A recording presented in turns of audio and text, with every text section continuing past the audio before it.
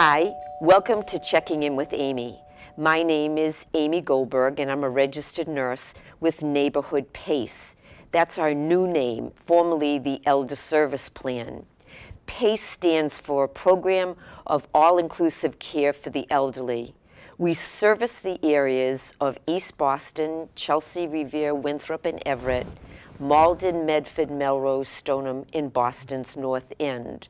And the goal of the program is to keep people living in their home, healthy, independent, in an active manner. Today, my guest is Dr. David Kaplan, who is a podiatrist. So welcome, David. Hey, welcome. Thanks for having me. Thank you for coming. So let's get right to it. First of all, what is the role of a podiatrist? What exactly do you do? Mostly we assess, we diagnose, and we treat the abnormalities and diseases related to the foot. We treat a variety of foot ailments, including calluses, corns, bunions, arch pain, plantar fasciitis. We usually spend most of our time worried about our patients with diabetes and wound care. That's the biggest challenge to podiatry. And we try to incorporate all the new technologies and research that come about so that we can make people more ambulatory and better healthy to walk and function today. Okay. So now when they go to, a patient goes to you, and right away you're checking out things when you're examining their foot. So you brought some shoes here and... Well, the first thing is when a patient comes to the office and they sit in the chair, the most important thing is to listen to the patient. You have to find out what's bringing them there today, what's their problem, and then you have to try to ascertain how you can make it so that they can walk better. Most of the patients come in and they have calluses or corns or a bunion. And a lot of time that's just because of the shoe gear that they're wearing every day. I just picked an old pair of shoes out of my closet and you could just look. These are my most comfortable shoes and all my friends say you always wear the same style shoes. And I do, but you can see the wear and tear on the shoes. So when your shoes wear down, you don't have the traction. You can't put the foot down straight, as opposed to when you have a new pair of shoes and it keeps you straight. When you have a car, if you have a tire and the tire is in the right air pressure, you're not going to drive correctly. Same thing with the shoes. These are a brand new pair of shoes, and as anybody can see, they're perfectly flat, perfectly balanced. So when you have a new pair of shoes and they're perfectly flat and perfectly balanced, it's going to keep your hips straight, your lower back straight, your knees straight, and it takes all the stresses off all the joints in your body. So when you're walking, you're not walking with pain. And if you walk to one side, you're going to get a callus on the side of your foot, or you're going to get a bunion on the side of the foot. So it's always better to get rid of your shoes every 6 months to a year and make sure that your shoes are keeping you perfectly balanced so that you don't favor one side over the other and you don't develop a callus or an ulcer or any kind of wound. So for a woman, that would be wonderful. New shoes all the time. Well, the whole idea is, especially if you're a runner, throw out your shoes at least every 6 months to a year. If you're a walker, throw them away, because even though you're putting on these shoes and you're comfortable and they have no traction, you wear something like this in the ice and the snow, you're going to fall. You have no traction and nothing to hold it. And also, if your shoe is not perfectly balanced and perfectly straight, your hips are going to go to one side. And that's how a lot of people fall and break their hips and break their knees. So the whole idea is to have a good pair of shoes, which is your foundation of your body. So if your foundation is good, your whole body is going to be good. So most of the problems you could just address with just getting a new pair of shoes, especially a diabetic, because diabetics, when they're walking, they don't know that they're not feeling something, and they can even have something growing on the bottom of their foot and they don't know it. Just by having a new pair of shoes evens the terrain so that they're walking perfectly straight, heel to toe, and they're not putting any more pressure on one area of their foot. That's excellent. So now I know you brought a slide along so that you can just go over that when someone comes to see you as a podiatrist. What kind of other things are you doing? Somebody will come to the office and we'll check their circulation. We'll check to see if the blood is flowing correctly through the extremities. We check to make sure that everything is flowing as far as the blood goes, because if there's a blockage or a narrowing of the arteries, or some cholesterol clogs up the arteries and the blood isn't flowing to the extremities, that's where you'll get some breakdown of the skin. And Right. that leads to all different kinds of complications, especially like PAD, peripheral arterial disease, which is the blood is not filling to the arteries. So when you're walking, you're just not really feeling the bottom. You get what's called neuropathy, which is a big problem that a lot of senior citizens complain about. They come in and they say, I can't feel my toes. I can't feel the bottom of my foot. So by not getting the blood to the area, they're not feeling where they're walking, and that leads to a lot of problems, especially for the senior citizens and the diabetics. So what we try to do is we try to head off a problem. We try to find out if the circulation is bad. If the circulation is bad, there's a lot of things that can be done, as far as bringing the blood to the extremities so that when they're walking, they can feel their toes, they can feel the bottom of their foot, and they have less areas of trauma and less problems, as they get older, which is basically the chief idea, is just to keep everybody moving and going, because if you're moving and you're going, you're not going to develop so many problems. It's That's just right. when your feet hurt, you don't walk. I know. And that's a problem. Big problem. Right. Yeah. So we try to We avoid, do it. we try to get rid So of that. you mentioned diabetes, and I know it's a major issue that podiatrists deal with. So give me some statistics on diabetes. Well, I know you brought those along. I brought the slide, and that's going to give you all the statistics. But diabetes is one of the leading problems of complications and amputations in the senior population. What happens is, over time, the diabetes just blocks the nerve sensation, so you don't feel anything in the bottom of your foot or anything of your lower extremity. So the sugar accumulates in the arteries, and it causes a blockage.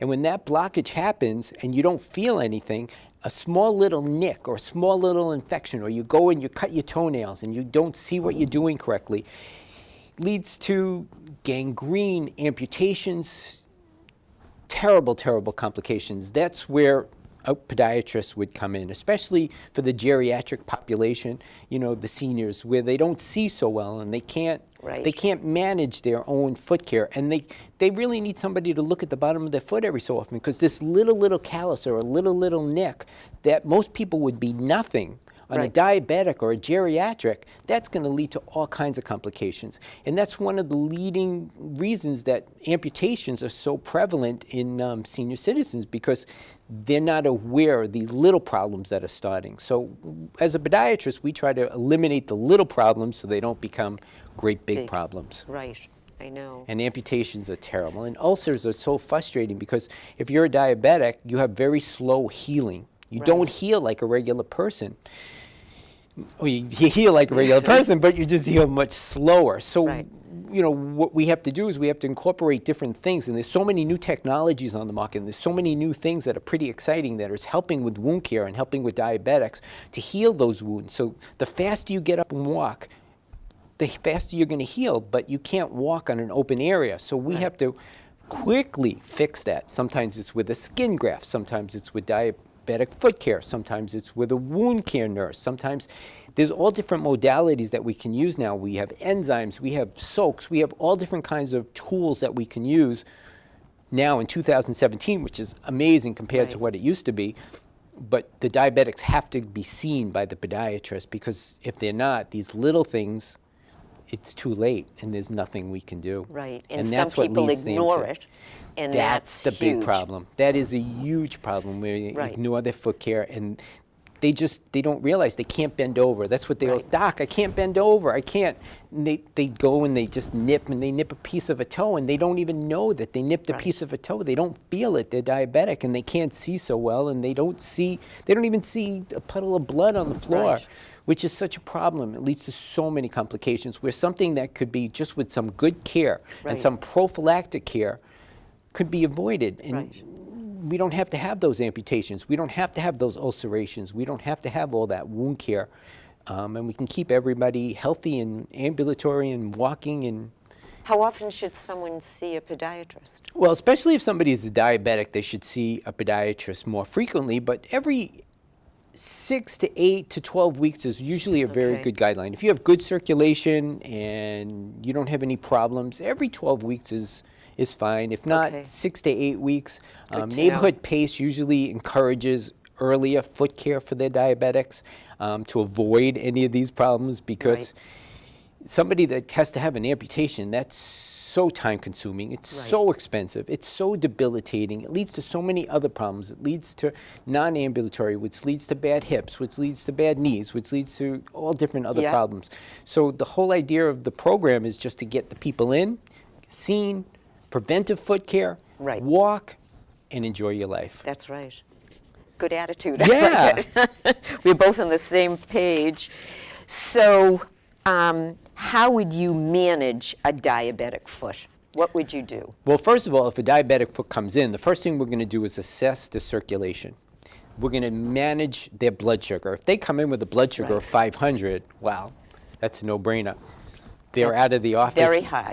They get sent right to the emergency room because that blood sugar has to come down to normal range. That is the most important thing a diabetic can do. So, that involves their nutrition, that involves their exercise and making the right choices when they eat and, not having foods that are going to clog their arteries. So that's the most important thing. But once their blood sugar gets down and they come to the office, you look at the foot and you look to see if the circulation is okay, if there's hair growth, because if there's hair growth, if water don't flow, grass don't grow. So if somebody loses the hair growth on their legs and their toes, chances are their circulation is not great, and you need to have that checked because that's the key, is the circulation. So if the circulation is good, we can heal just about anything. If the circulation isn't good, they have to get right to the vascular doctor, and there's all kinds of things we could do now. A balloon, we can do blood thinners, Coumadin. Most of the senior population are going to be able to relate to Plavix and Coumadin and all the blood thinners that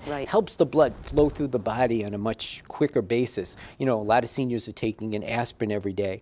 So, they'll come to me and we'll be able to check to see if the blood's flowing, and if there is any problem, well, there's their primary care doctor, there's their wound care doctor, there's all different modalities that we can work with to get the patient back. It's not like, the buck stops with one stop. There's so many different things that we can do to get the patient up and moving and healthy.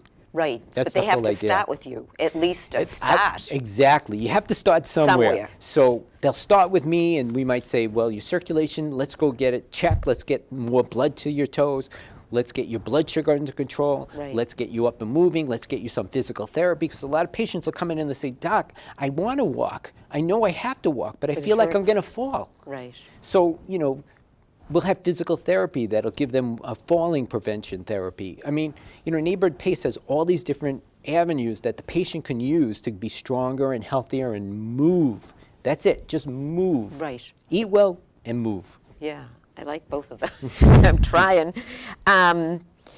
So I think you incorporated in your talking to me that what causes a diabetic ulcer, you said about the blood sugar, and that the diabetics are prone to foot ulcers because of the circulation. Well, it's not so much the circulation. Diabetics, what happens is when you're a diabetic, your eyes, your feet, your distal extremities, what happens is you lose the sensation. So it's not even so much with the circulation, but circulation is a big part. You lose the sensation. You get what's called neuropathy, which is abnormal sensation in your distal aspects. So you'll be walking and there'll be a rock in your shoe and you won't know it. You just keep walking, and then that rock gets embedded in your foot, or there's a tear in your skin or something like that. So that's going to create a wound. A wound is anytime there's an opening in the skin is a wound. And if you're a diabetic and you're out of control, you have slow healing. So that's my point. Something so minute, benign, if you just get into the doctor's office the next day, you'll be fine in a week or two. But if you leave it and it festers and more infection can get in there, especially if you're a diabetic, you could be looking at a 4 to 6 month debilitating and possible amputation just for something that would be so easy to fix right away. And you also brought some orthotics with you. So let's talk a little bit about these. Okay, orthotics are great. What they do is they get rid of the pressure when somebody is walking. When somebody's walking, they're putting pressure because nobody walks the same way. So some people, you're supposed to walk heel to toe, but some people walk more on the side of their foot. Some people walk more towards the bunion, and they put more pressure. What this does is it gives you shock absorption. What shock absorption is, it gives you sort of like a cushion. It's like 2.5 times whenever you're walking, that's your body weight. That's what you're putting on the bones of your foot. So what you do is if you get a pair of shoes and you slide something like this right inside your shoe, it goes flat. This will give you perfect control. And this will take care of all the pressure areas when you're walking and be like walking on a cloud. Dr. Scholl's makes some really good ones. You can go right into the drugstore, you get right on the machine, and it tells you your I've pressure seen areas, those, and yeah. it says go for C6 or go for D4, and it tells you what you would want. Huh. Now, if you're a runner, you want to take the stress off your knees and your hips. Right. You need something a little bit more rigid. So this is more reinforce the arch. So you also take this and you just slide it into your shoe. And what this will do is it controls the hips and the lower back, and it keeps you straight. So this does more than just shock absorption, but it's more for somebody that's more into sports, basketball, running, something where they're going to be putting much more body weight down. Right, and they right. want to control their foot so their foot stays in what's called the neutral position, so that they don't go this way or go this way, invert or evert. You're keeping your foot straight. Because most people normally what they do is it's called pronation. A lot of people might have heard that. And that just means that your foot is not going perfectly straight. It's moving to the side. So a orthotic on somebody that's younger into sports, this will keep your foot perfectly straight and prevent any stresses on your hips, your knees, and your backs. They're great. But I suggest for everybody something that'll do shock absorption. These are great. You get them right in the drugstore. You put them right in your shoe. Yep. And it just takes the pressure off the bones. Makes so, sense. So it's so Simple. much easier because as you're getting more mature, you're losing the fat pad in your foot. You know, that Right. natural cushion in your hands and your feet.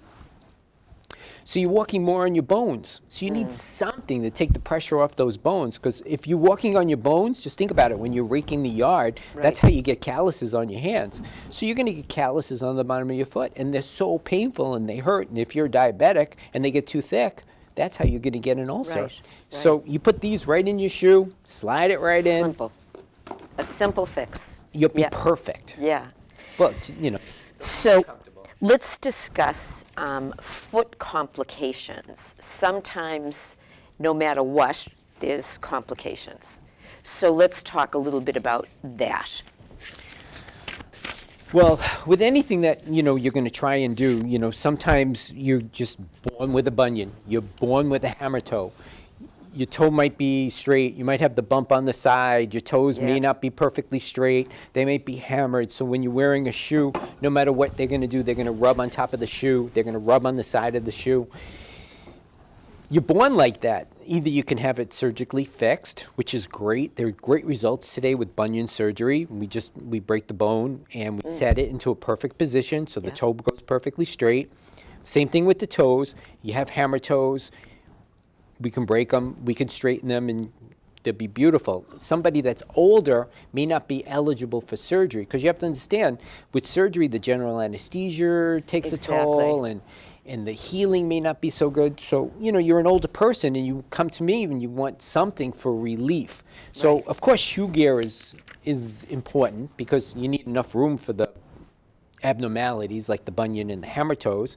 And sometimes it's just a matter of the material of the shoes. Leather is good, but it's not good for everybody. Some people need a material that sort of stretches so that it Right. accommodates for the bunion and toes. And they make a lot of stylish shoes that, you know, have plenty of room for the toes and the bunions. Some people need extra wide shoes, but they never bought wide shoes. They just buy regular shoes, so they're taking like 3 pounds of sausage and putting it in a 2-pound case. Yeah. So, you know, that leads to a lot of complications, because you're going to get a lot of rubbing, you're going to get a lot Right. of ulcerations, a lot of irritation. So, you know, sometimes it's just, you just have to take stock in what you got Right. and what you can do, because surgery and correction is not for everybody. Right. Some people, we just have to accommodate their abnormalities so that, you know, they can walk and do. You know, sometimes it's just too late for surgery, and Right. you don't want to complicate your life. It's not for everybody. So sometimes there are other things that we can do. You know, the orthotics work great, shoe gear works great, and, you know, all these different kind of apparatuses that we have,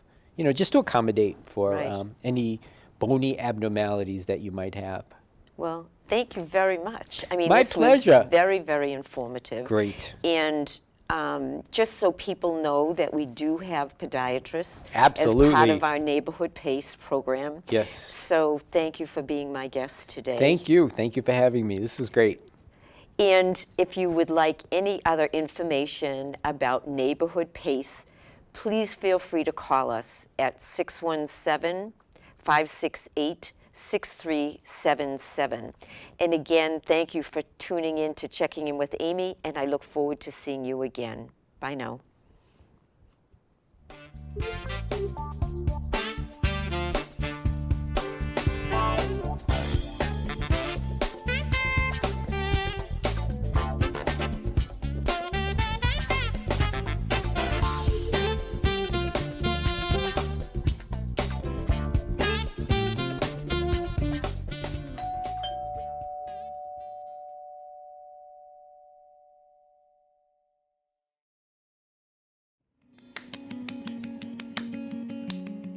My parents were always very independent. They always seemed to take care of each other. My dad met my mom when she was 13 and he was 15, so they got a lot of practice. It was really difficult when they were faced with health challenges and started to need some help. It was also really hard on me and my brothers. It seemed like every day we were getting calls. They needed to go to this appointment or that appointment, and it became pretty apparent that they really couldn't live on their own without some help, and more importantly, stay healthy. We're lucky to find the Elder Service Plan. Almost immediately after enrolling, we saw some real change for the positive. All their medical appointments were in the same location, including the prescriptions. If they did need to go to see a specialist, then transportation would take them, and that was a big relief for us. My mom attended the PACE Day Center each day where she could really socialize, and she loved that. When they needed services in the home, that was a big help too. And my dad, he'd still call me every day, but not because he had to, because he wanted to. He'd say, "Stevie, you won't believe it, they fixed my teeth. They got me some new shoes today." Just brought some amazing stability to the family. I'll see you a little later today, okay? Okay. My name's Lucas Akerley. I'm the activities coordinator for the Elder Service Plan in Winthrop. Today we're doing active parachute games. We have a ball toss with some music. It's fun. Keeping active at ESP is part of our plan to keep you happy, healthy, and independent.